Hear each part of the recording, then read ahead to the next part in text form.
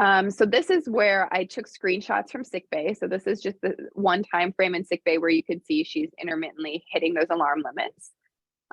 Next slide. I wanted to compare this to other views I could use.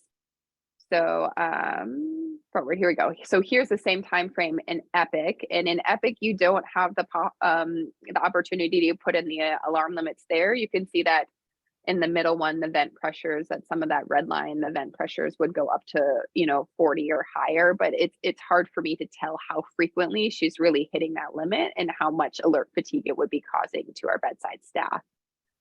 Next slide.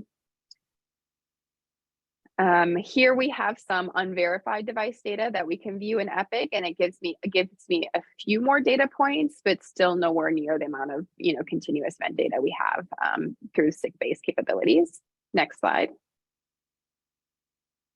And then here's what is available on our servo ventilators. And the yellow lines are the peak pressure lines, and you can see them kind of going up and down in the peaks and valleys that we'd seen that this patient had done.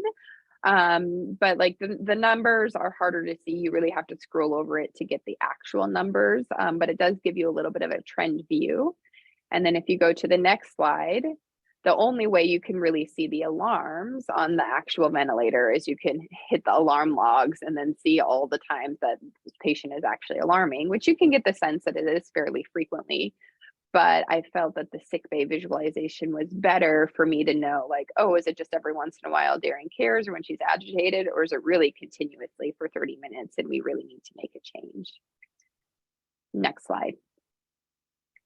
So this is where I just left it, that I still preferred this. Out of all of those different views that I kind of looked at, I still preferred this sick bay view to look at that and get that clinical piece of information I needed to know how sick my patient's lungs were and if we really need to make changes.